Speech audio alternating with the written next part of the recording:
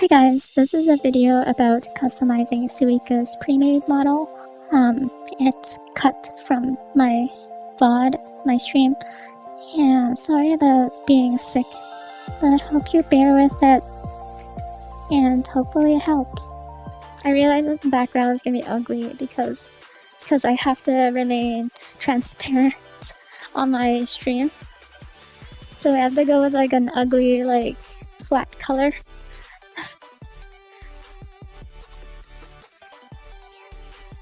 Let's just go from the start real quick.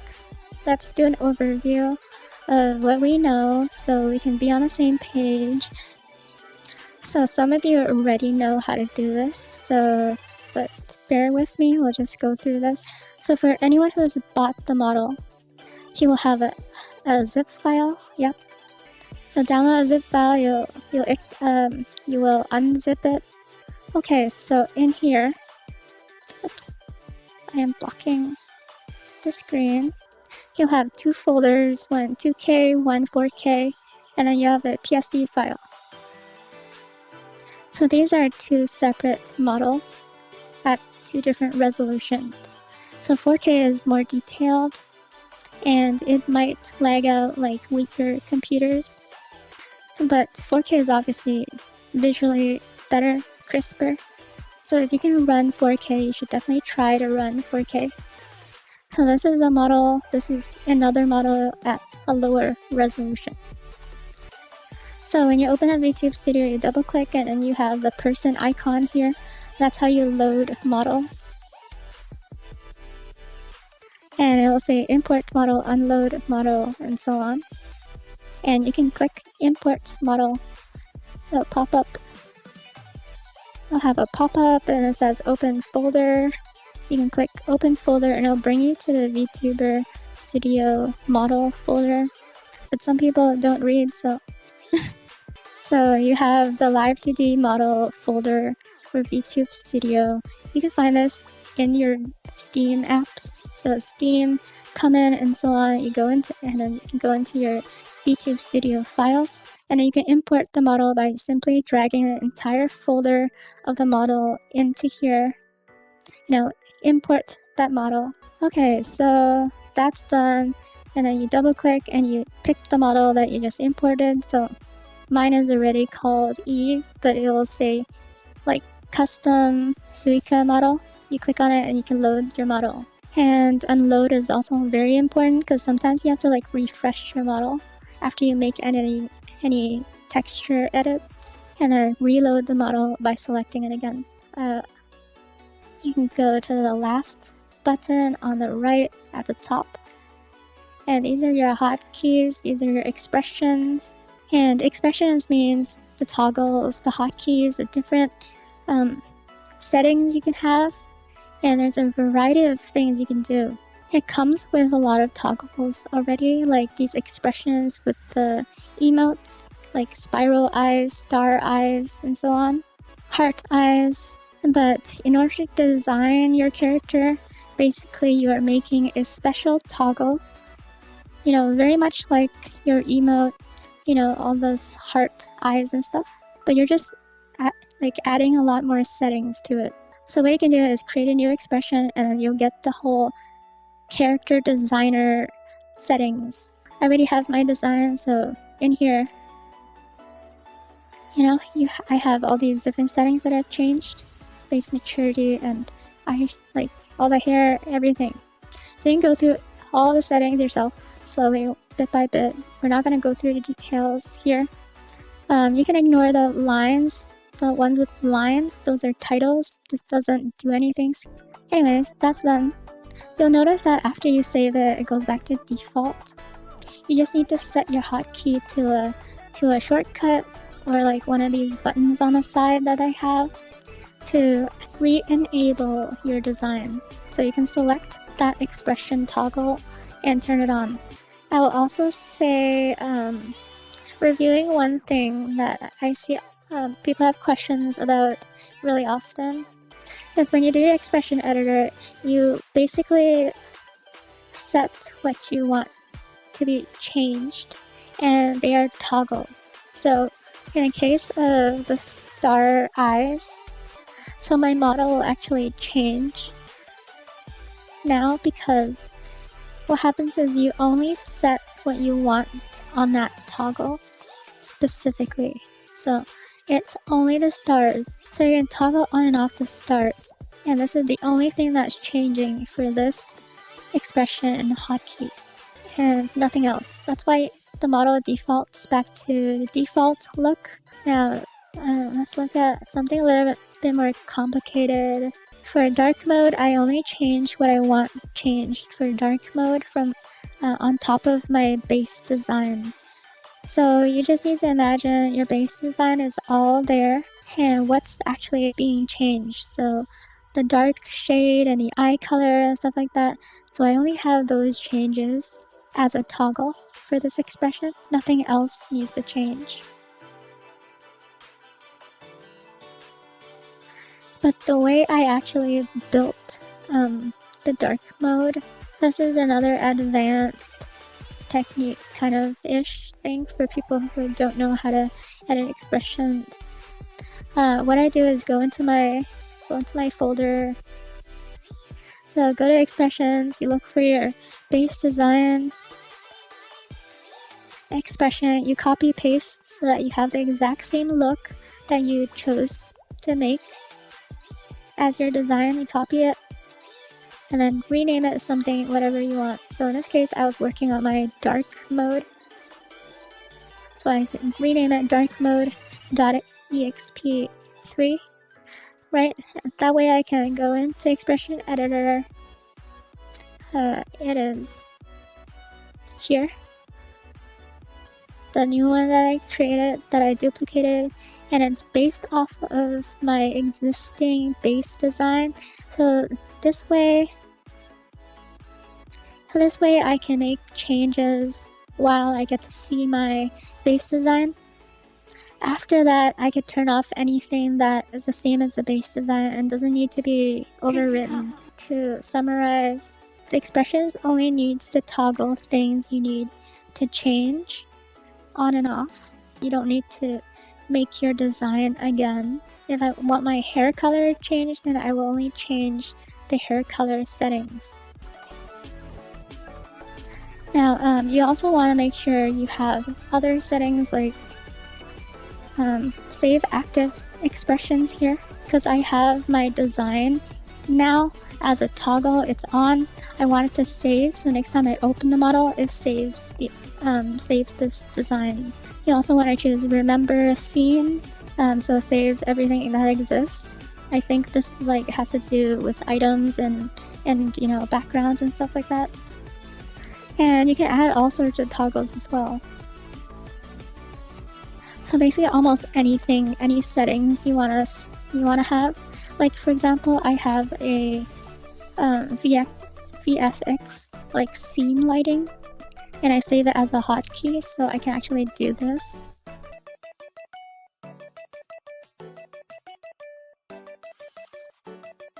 Yeah, so you can save all kinds of things in the hotkeys and settings. You can set items as toggles. So for example, I have my rifle, which is a redeem on Twitch chat as well. So that's simply a PNG item pinned to my model that I set as an item scene. So that's another way to customize your model. After you import your item, you can click the third icon here on the second row, and you can set your item scenes. Create item scenes, you can select the items that you want in this toggle. So like, I only want the rifle, so I'm going to turn off the other ones. So the rifle is controllable by using this item scene. So I can call it rifle and I save it. Now that it's saved, you can go into the same place here and you can set that hotkey for that item. So toggle item scene, you can select the item scene and then you select the item scene you created, and then you can turn it on and off. That's what I have as my accessories here. It's important to do this, by the way, so that it saves your items, so that you don't lose it. So if I accidentally move something, like if I unlocked items and I accidentally deleted or like moved the position of any of those accessories, then I might lose it, right? But I have it saved as the item scene, so I can toggle it on and off, back on. So that's like my hair clips and my button pins and stuff like that. For Live2D assets, you have to load the Live2D model, like here. This is the key. You load it as a regular model, like you do with the Suiika model. You open it up, and then if there are no changes to make, go to your item settings, and then it says load current model as a Live2D item. So you have it open as a regular model right now, so you need to hit this and select. It will copy it into the items folder so that it will be saved as an item. And you click OK, follow the steps, and just click OK, and it will open it as an item. And then once you have the item, you can open your model again and pin it to yourself like you do for any regular item. So let me load it, Live2D item, pick your layer. Okay, let me turn on the jacket. So right now it's on top of the jacket. Long click, and I pin it between layers. I bring it down until it's under the jacket, wherever it needs to go. Okay, and then I can place it. I can zoom in, like make it bigger. I can hold Control and turn it, rotate it using the scroll wheel. Sometimes you have to try to attach it multiple times, because the first time you attach it, it like attaches somewhere else and it's like flopping around. You also want to know this: if you long click on an item, you can pin it between layers. That's very important for a lot of item pinning, because sometimes it pins to the wrong spot and it moves around a lot. You want to make sure to adjust it to the right layers, so like behind your hair if you need it, or behind the jacket, and so on, and then pin it that way to the right layer. The other advanced thing you can do in Vtube Studio is you go to customize model, and you can change your art meshes. So you can choose customize multiply scene color for art meshes. And it takes a while to load. There. Okay, so you click on the multiplies and screen color for art meshes. Now you can select individual layers of the model. So this is important because when you do your expression editor design settings with like the built-in parameters and sliders, oftentimes it does it to both sides of the model. So like all the hair, or like, you know, both legs. So for example, down here I wanted asymmetrical socks, so I have to hide it manually. So I simply click on the thing I want to hide, and you look for it in the layers. So if it's not here, you scroll down until you can find it. You can tap the I button and it will show you which layer it is.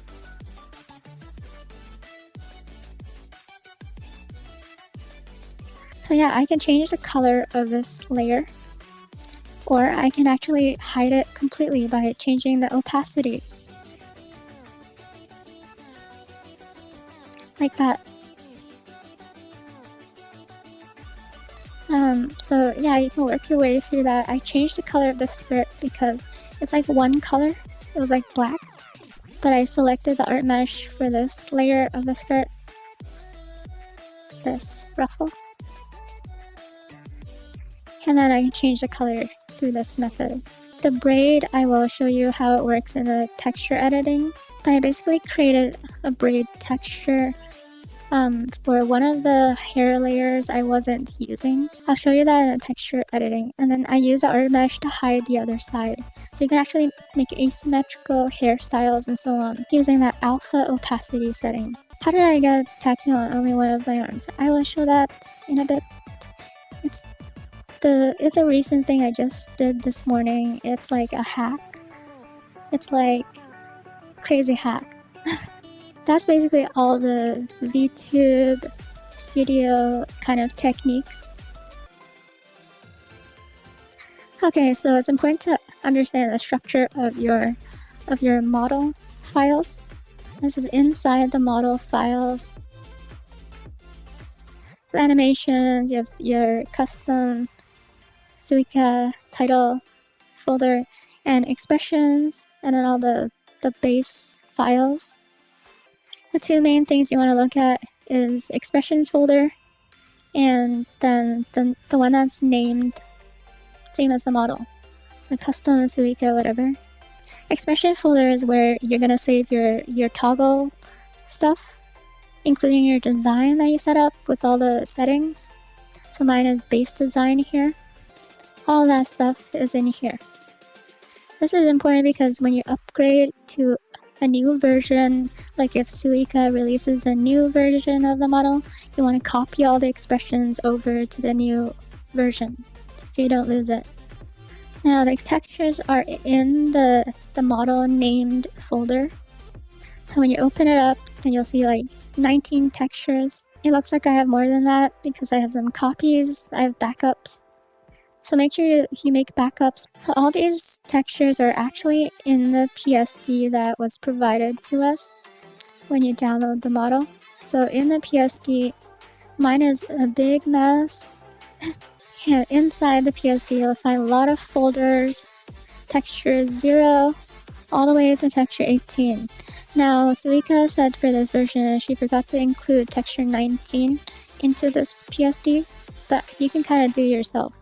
So you just open up the texture 19 into your art program, and I selected all, Control A, I copied it, and then I dropped it inside my PSD. It's the same size already, so all that's good. And I made my texture 19 folder. Now a lot of these textures have markers. Suiika already labeled it for us, very, very helpful. And you can see what sometimes you have to look around because not everything is very obviously organized in the exporting of the model. Some hair is actually over in texture 18 that says like face parts. So you have to kind of look around. And I added texture 19, which has the cardigan, the jacket, cardigan, and skirts and so on. And that's how I edited my jacket. Original is the cardigan, so I removed the cardigan layers, the big gray bottom piece. Which one? Oh, this is the back of the jacket. This is the back of the jacket. So like you see on my shoulder here, the part that goes behind me, behind my shoulder, that's the big gray piece. Okay, so in order to find out what's what, sometimes you have to trial and error, right? So here's what I did. I'll show you what I did. Because texture 19 at the time I edited it wasn't in the PSD and there was no labels, all I did was draw numbers onto the different pieces, and then I save it, export it, so I can see it where it is on the model itself. I saw where the numbers are, so I know where's what. I also drew arrows to know which side is which, because sometimes like the texture could be flipped around or like turned different direction. So this is a helpful thing you can do, just draw numbers and find out what's what. Yeah, so once you're done with texture edits, then you export it, you make sure it's transparent, and then you save over a texture file. So for me, on Clip Studio, export PNG, go to my texture, make sure to click on whatever texture I'm replacing so it overwrites the file with the same name, and then save it. And then once you're done, you go to your Vtube Studio, unload your model, and then select the model again, as I mentioned before. Yeah, it's a little, so there's a lot of trial and error when it comes to editing textures, just to make sure things work and you kind of know where things are going.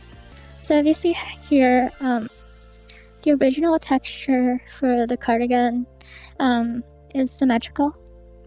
The way that it was drawn, it matches up the front and the back of the cardigan. When it's moving and rigging, and in the rig, it'll be connected. And if you accidentally like cut off too much and then the back like is still like sticking out, then it might not actually like match up. So you have to do some trial and error, and that's kind of how I figured it out, making sure things line up. And make sure when you're checking the model, make sure you move around a lot so that like the rigging will be triggered and then things move around, so you make sure that the layers are actually matching up. So the way it's rigged, it has a certain mask around it, so if you draw outside the border, it's not going to show up on the model. So this is the original layer, right? So with my jacket on top, you'll still see it there. Let's say the original for the rigging is like out here. So this whole piece in the rigging will be moving and all that, but anything you draw outside won't be visible. So that's why it's important to stay within the confines of the items, the layers that you have. It's also why we can't like draw like a whole new outfit like completely on our own, because it's not actually rigged. But if you draw like a full hoodie instead, so nothing will be visible inside in between, because it's not rigged that way. It's rigged like with the mask around that piece. So you can't just change it completely, you have to draw within the confines of the layers that we have. So that's why I chose to draw everything trimmed inside the jacket, just to make sure that I'm not drawing outside the confines. The cardigan is actually puffy and like wrinkly outside, more outside. I don't want it to be so wrinkly, so I can trim off a bit. But I don't want to trim off too much. Like if I drew a thin one and I was moving around, then there's a chance that it doesn't cover the arms. So I don't want to trim off too much stuff, but it's okay to trim off a little bit. So that's why you can work within the bounds. Okay, so here's a pro tip for editing your textures, or like drawing completely something new, at least for Clip Studio. Clip Studio is very, very helpful. So over here you see layer property. So yours might not be in the same position. I customize the heck out of my Clip Studio, but you can look for the window for layer property.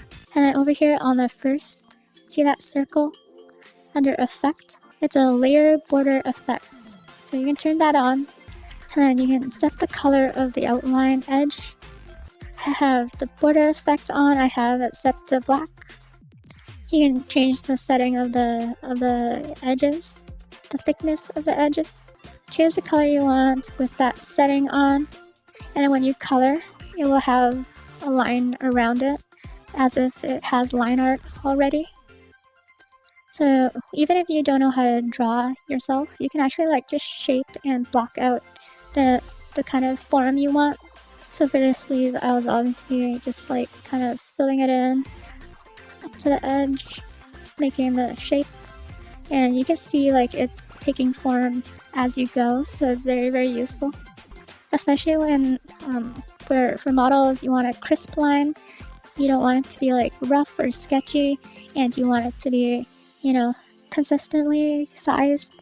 The other thing that you should learn to do is the clip the layers to the thing underneath. So that's a base layer. I add actually, let's do it on the original. So the base layer, I add a new layer, and then I clip it to the bottom layer. So in Clip Studio, there's a button here, clip to the layer below. A lot of art programs have the same thing. so you just need to look for it. So clip it to the base layer, so that way anything you color will be masked to the base layer, so it won't go out of bounds. So this is how you do patterns as well. Someone was asking about patterns. So Clip Studio has assets shops where you can download a lot of stuff for free or like for paid stuff. Let's say I want these flower patterns. Clip Studio, I have this pattern material. Otherwise, you can always like Google or like search up stock websites for patterns and use stuff that hopefully is legal to use, so not like copyrighted, royalty-free stock images, things like that. So you see how the whole pattern just goes across the entire canvas. Now if I clip it to the base layer, then it stays inside the base layer items.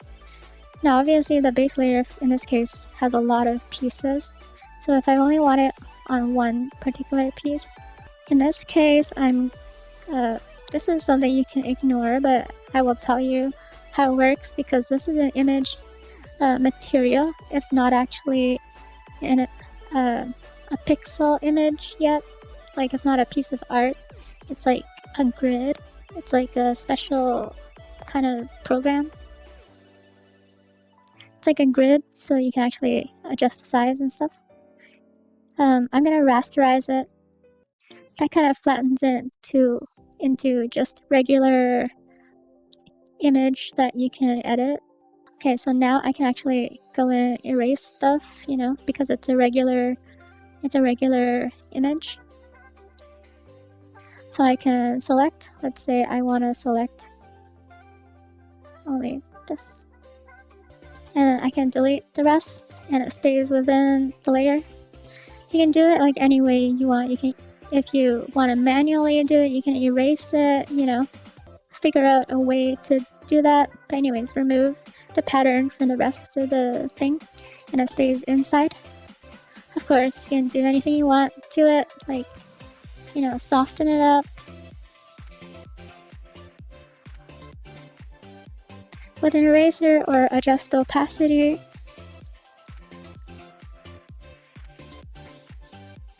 Adjust the blending mode. So blending mode, if you know how to use it, it can create different effects. This one is cool, overlay.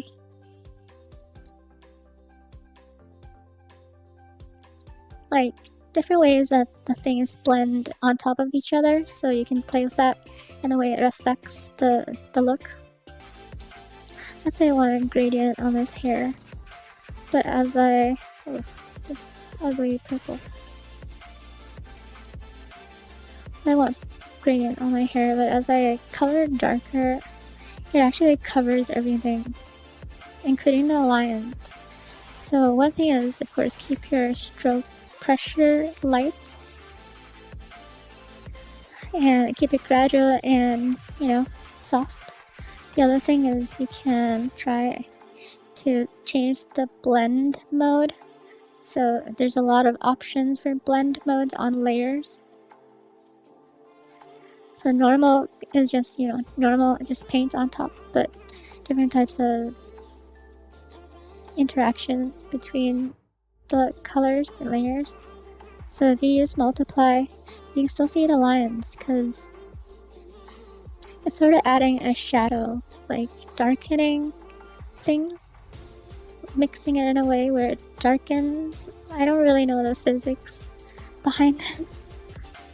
The lines are visible because, you know, that's the way the colors mix for multiply. Otherwise, it's like completely gone. Now with texture editing, the color stuff is sometimes tricky, so there's two ways you can do it. For texture editing, if you want to do it like this jacket, and just draw the whole thing or like color the whole thing exactly the way you want it,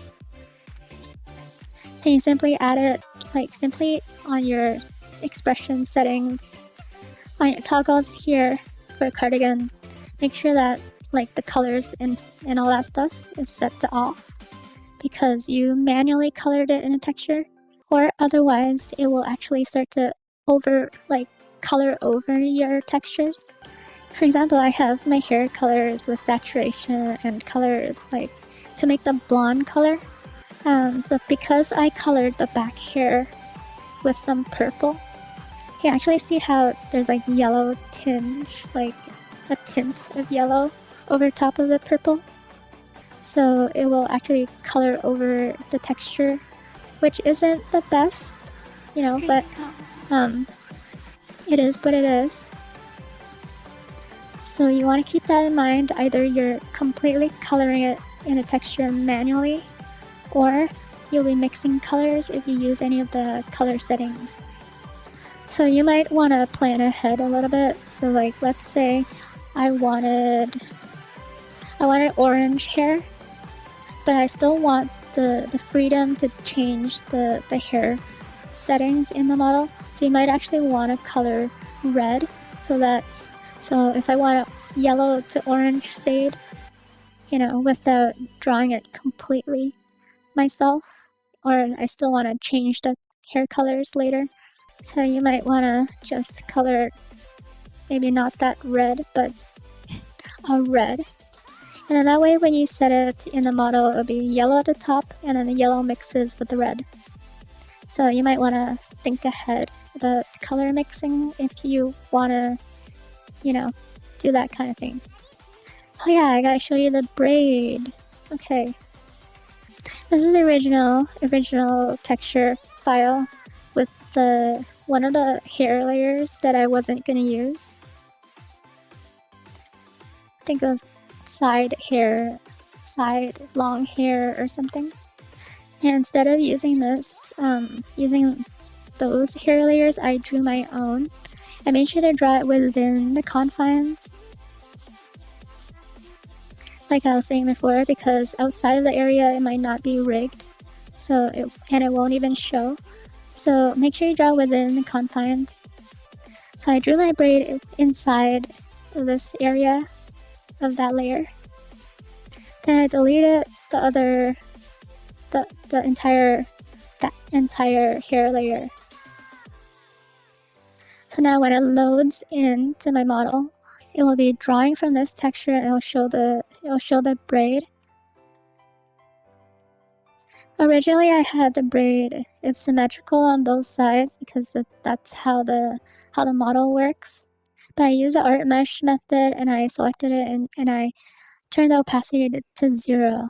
So that way it only shows on one side. Yeah, that's how I did my braid.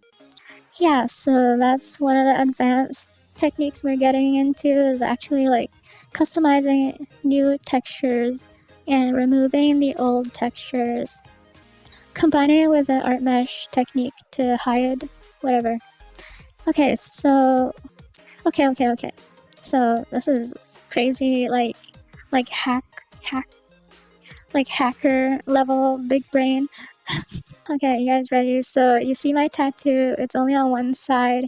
Originally when I put the tattoo in, it's on both sides because it's mirrored, it's symmetrical. Okay, so over here we have the skin, we have the arms.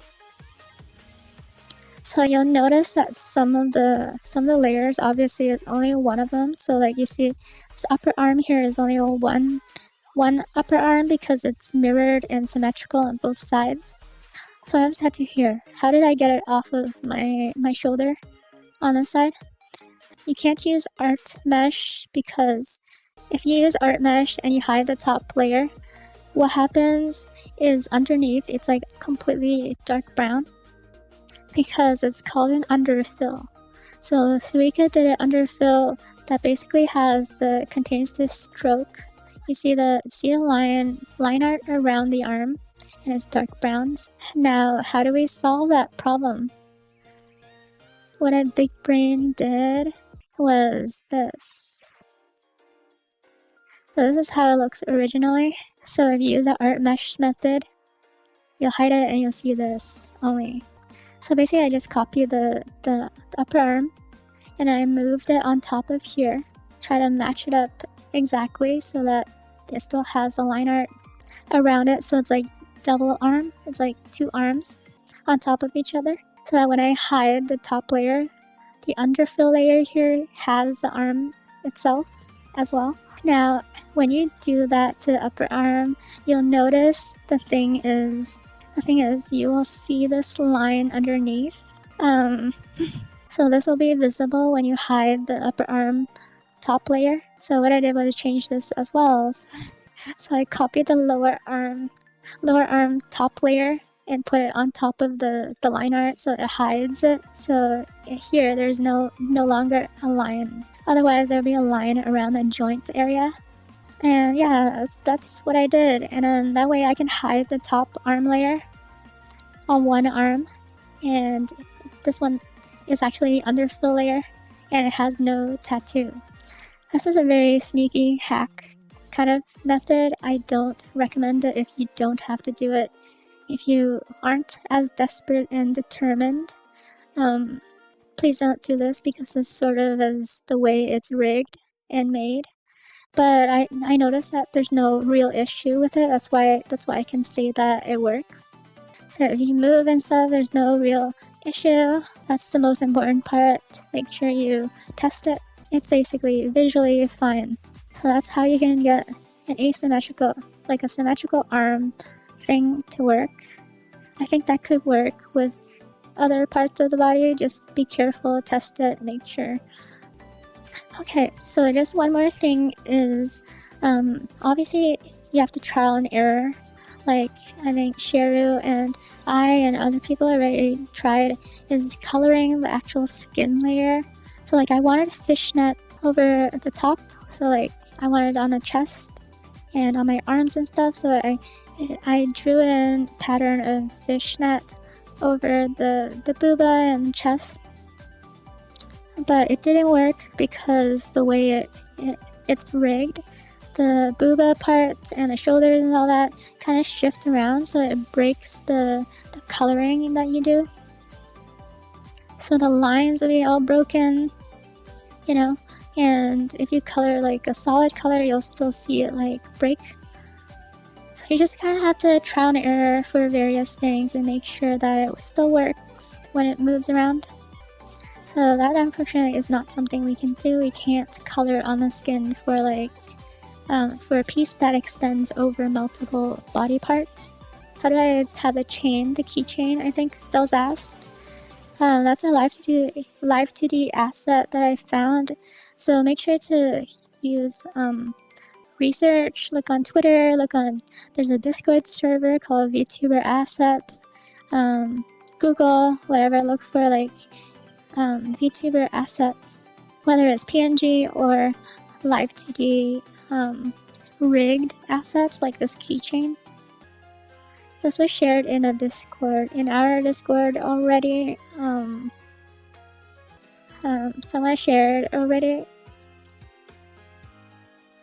Clothes for your YouTube model, so like booths, a Japanese website, like a store website for artists and stuff, has like coffee. So like all these artists have made outfits for VTuber models. Some of them are rigged, and it comes rigged with a full body without the head. You just need to hide the entire body. Using the RMesh method, you just simply hide every single layer of your body and you leave your head, and then you can attach your head to the clothing body assets that you find. So it's like a headless body, and then you can put your head on it after you've hidden all your body parts.